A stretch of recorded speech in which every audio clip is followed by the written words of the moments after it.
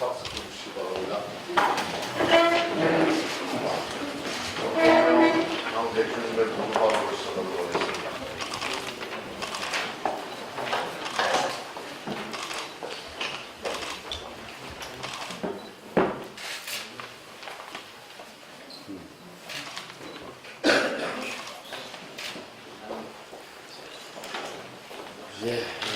또 새로운 주가 시작됐습니다. 정치적인 문제 하나, 민주적인 문제 하나 시작하고 있습니다. 지난주에 문재인 정부를 적극적으로 지지하고 이론적으로 뒷받침했던 지식인들이 모여서 지난 2년 이 정부에 대한 평가 토론회를 가졌습니다. 참여연대, 경실련 등 주축이 돼서 결론은 촛불이 꺼져가는 관리정부다 라는 거였습니다. 촛불정부에서 관리정부로 이행하고 있다. 지난 2년 동안 제도 개혁이 된 것은 단 한 건도 없다. 민주평화당이 줄곧 주장했던 그런 문제의식과 한치도 다름이 없습니다. 이 정부를 적극적으로 뒷받침하고 응원해왔던 지식인 사회가 이반하고 있습니다. 경고하고 있습니다. 특히 이 선거제도 개혁과 공수처 문제에 대해서도 날카로운 비판을 가하고 있습니다. 바른 미래당을 쳐다볼 일이 아니라 도대체 정부 여당이 의지가 있기는 한 거냐, 개혁 의지는 실종되고 정책 역량은 부족하고 인재 역량은 협소하고 이 세 가지를 지적했습니다. 촛불 정부가 아닌 관리 정부다. 따라서 촛불 시민이 쥐어준 권력의 담당자로서 소임을 다하지 못하고 있다. 초심을 되새겨라 하는 것이 결론이었습니다.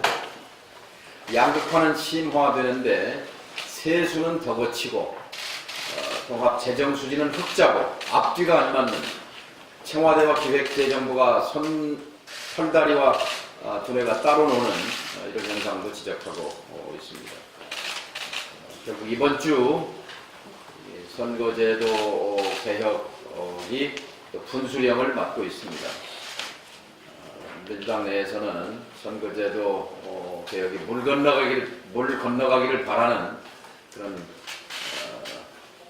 기득권 발상도 많고 공수처 개혁은 별 생각이 없는 것 같이 보이고 국민들이 날카롭게 보고 있다고 생각합니다. 정부 여당이 이 개혁에 대한 입장을 분명히 해줄 것을 촉구합니다. 미시적인 문제 하나는 지난 주말에 KBS 수정 60분에서도 심층적으로 다뤘고 다른 언론을 통해서도 다시 부각되고 있습니다만 전국적인 라돈 공포입니다. 라돈 공포. 라돈 매트리스 발생 당시 라돈 공포로부터 해방시키겠다는 정부의 약속 전혀 지켜지지 않고 있습니다.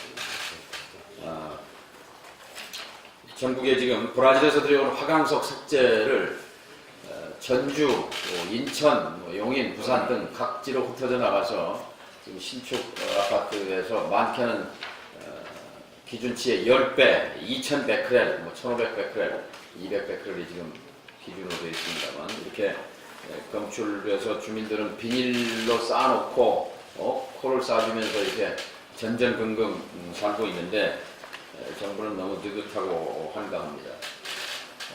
우리 민주평화당 의원님들이 서명해서 라돈 방지 2법을 제출했는데 국회에 참자고 있습니다.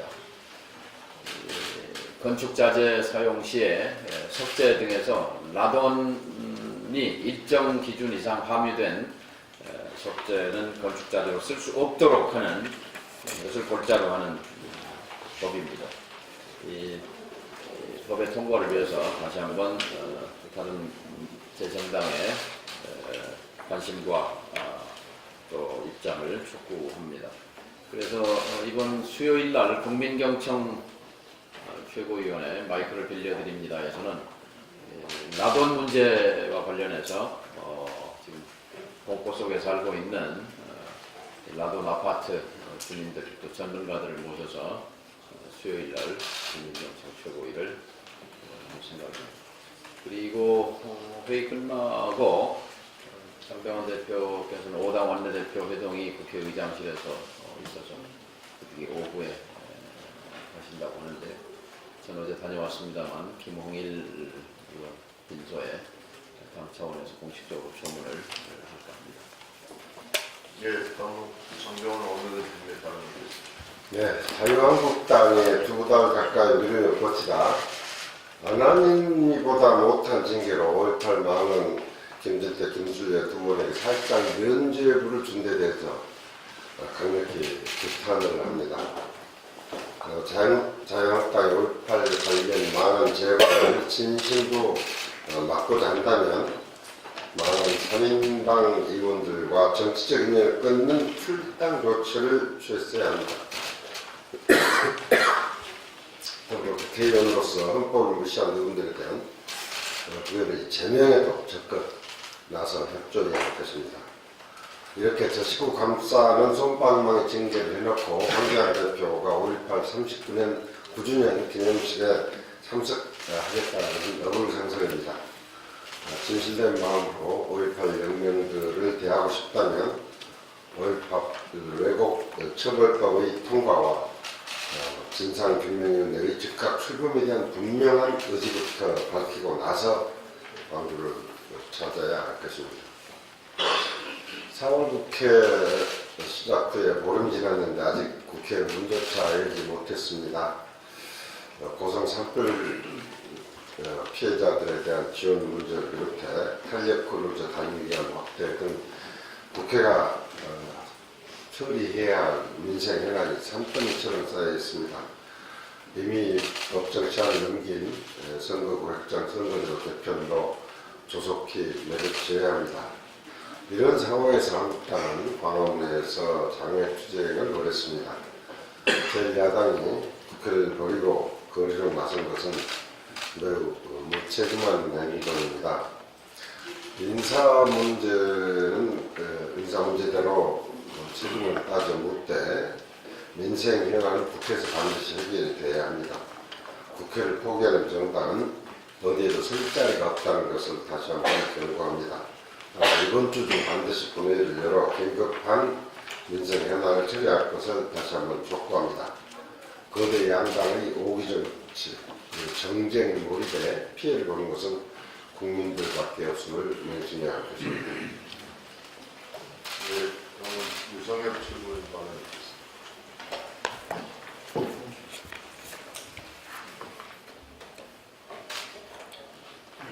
옮겨놓아야 돼. 안 옮겨서 그래.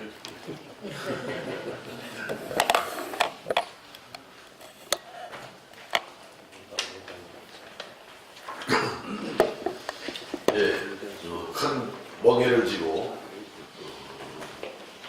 아픔과 고통 속에 살아가신 고 김홍일 의원님의 명복을 빕니다. 해외 순방 중인 문재인 대통령이 전자결제를 통해서 이미선 헌법재판관을 임명 강행했습니다. 이는 정치는 실종되고 법대로 가겠다라는, 법 절차대로만 가겠다라는 대단히 참 무모한 결정이라고 생각합니다. 뭐가 그리 급해서 해외 순방 중에 전자결제를 통해서 이미선 헌법재판관을 임명한 것인지 그 무모함에 대해서 다시 한번 개탄을 금할 수 없습니다. 저는 이것은 자유한국당을 타달 일은 아니라고 생각합니다. 그렇게까지 정치를 무시하고 실종시키면서 무리를 하는 문재인 정부는 정말 대오각성해야 된다. 이 점을 거듭 말씀을 드립니다. 한국은행이 지난주 당초 2.6%였던 올해 경제성장률 전망을 2.5%로 하향 조정했습니다. 사실 한국은행은 지난해 1월 2019년 경제성장률을 2.9%로 전망하기 시작해서 작년 7월에는 2.8%를 거쳐서 작년 10월에는 2.7%로 각각 하향 조정하였습니다. 또 금년에 들어서는 올 1월에는 2.6% 그리고 지난주에는 2.5%로 발표를 했습니다. 1년 남짓한 기간 동안 0.4%포인트 성장률을 낮추고 회수로는 4번이나 하향 조정을 했습니다. 한은의 이러한 경제 성장률 하향 조정은 이제 관행처럼 되어버리고 말았습니다. 기재부 역시 1년에 2차례 성장률을 발표하고 있지만 지난 5년 동안 단 한 차례도 성장률 전망을 적중시키지 못했습니다. 국민들에게 마치 경제가 잘 돌아가고 있는 듯한 착각을 심어주고는 있으나 실제로는 그리 박지 못한 게 현실입니다. 지금 정부가 제시하는 2.6%, 2.7%와 한은의 2.5%는 외국의 투자기관과 민간연구소와 비교해보면 너무 낙관적입니다. 주요 경제연구소가 일제히 성장률을 하향 조정하는 가운데 IMF와 OECD가 2.6%로, 아시아개발은행이 2.5%로, S&P와 한국경제연구원이 각각 2.4%를 전망하고 있습니다. 엊그제는 LG경제연구원은 2.3%까지 하향 전망하고도 있습니다. 세계 3대 신용평가기관인 무디스는 무려 2.1%까지도 전망하고 있습니다. 정부와 한은의 경제성장률 전망은 각종 경제정책을 수립하는 근간이 되는 것임에도 불구하고 이처럼 손바닥 뒤집듯이 경제전망을 변경하고 외국기관이나 민간연구소와 격차가 발생하다 보니 그 전망치에 신뢰가 안 가는 것은 물론이고 이를 바탕으로 만들어질 현 정부의 경제정책이 얼마나 실효성이 있을지 의문을 갖지 않을 수가 없습니다. 상황이 이런데도 정부는 경제가 잘 돌아간다고만 이야기합니다. 모든 경제지표가 안 좋게 나옴에도 소규의 경기기로 오로지 마이웨이만 추구하고 있으니 정말 우려스럽습니다. 떨어지는 경제성장률을 잡기 위해 추경을 실시한다고 하지만 정부가 예상하고 있는 추경 효과는 약 0.1%포인트에도 미치지 못합니다. 현 경제의 불황의 심각성을 깨닫고 보다 근본적이고 효과적인 경제정책을 마련해 줄 것을 정부 여당에 촉구합니다.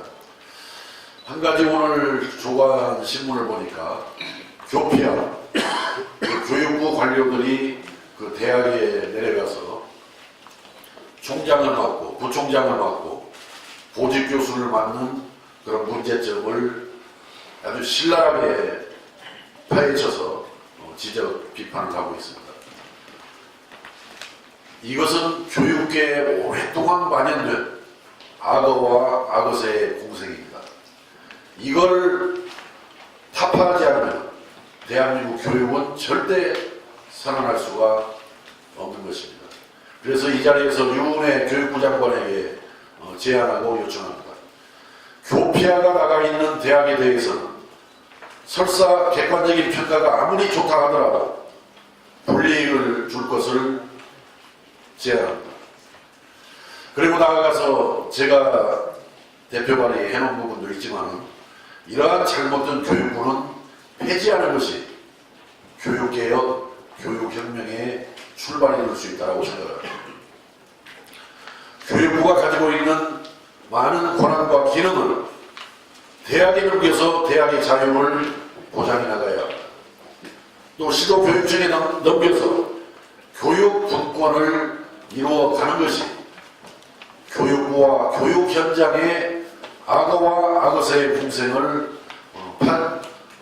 중지시킬 수 있고 막을 수 있는 유일한 근본적인 해법이라고 생각합니다.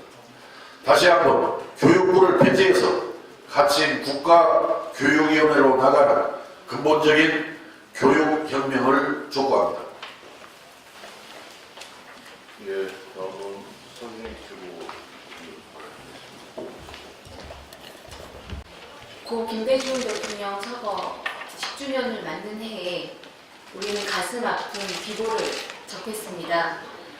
우리 세대는 말로만 듣고 지면을 통해 알고 있는 군부 독재의 상상 못할 고문으로 수많은 민주화 인사들이 겪어야 했던 그 고통과 후유증, 거기에 고 김홍일 의원님은 고문당한 상징 인물로 제게 기억됐습니다.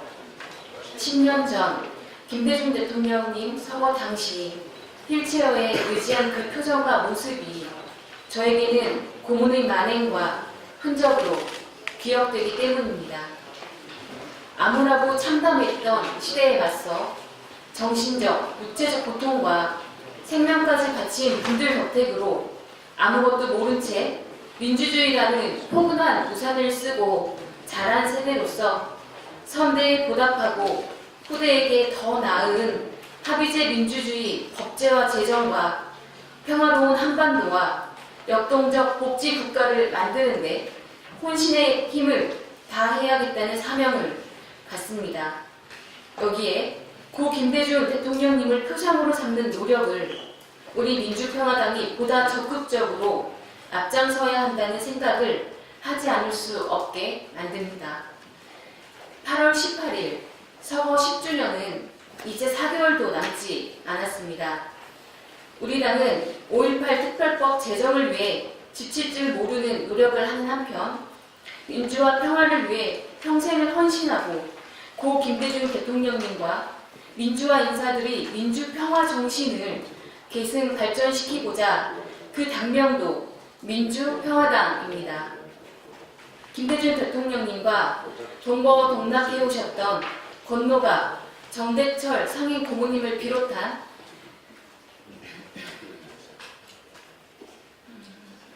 여러 고모님들께서 지도해 주시는 민주평화정당으로서 그 역할을 충실히 해야겠습니다. 따라서 내년 총선에서 김대중 정신과 철학을 이어가는 적통 정당을 분별할 수 있도록 국민과 유권자들에게 적극 알리는 것은 지극히 자연스럽고 마땅하다 하겠습니다. 그러기 위해서는 5개월 전 지난해 11월 제가 이 자리에서 모두 발언을 통해 말씀드렸던 가칭 김대중 대통령님 서거 10주년 TF위원회 발족을 다시 한번 제안드립니다. 6년 전 하이도 김대중 발자취 가이드 최경환 최고위원님이 안내로 갔던 큰바위 얼굴을 보면서 우리 세대와 다음 세대에게는 큰바위 얼굴이 꼭 필요하다는 생각을 다시금 떠올리면서 고 김홍일 의원님의 명복을 빕니다. 이상입니다. 예, 더 이상 지금 예, 최경환 최고위원 선생님 의원님께서 말씀하시고요. 최근에 천사대교라는 게 개통됐습니다. 목포에서 하이도에 들어가는 2시간 반, 3시간까지 걸리는데 천사대교가 개통돼서 타는 시간이 1시간도 줄어들었습니다. 1시간 10분 정도요. 그래서 8월 18일이 서거 행사지만 정치권과는 크게 관련이 없는 이야기인데 시민단체들이 전국에서 이번 8월달에 항상 들어가는데 몇백 명이 배를 빌려서 이번에는 너무 폭염 때문에 행사 진행이 힘들어서 6월 1일, 2일 양일간 하이도에서 콘서트도 하고 하는 행사가 준비되고 있는데 우리 당에서도 적극 참여해 주시면 좋겠습니다. 예, 더 이상 발언하실 의원이 안 계시고 정식에 있는 본회의는 마치도록 하겠습니다. 협조 부탁드립니다.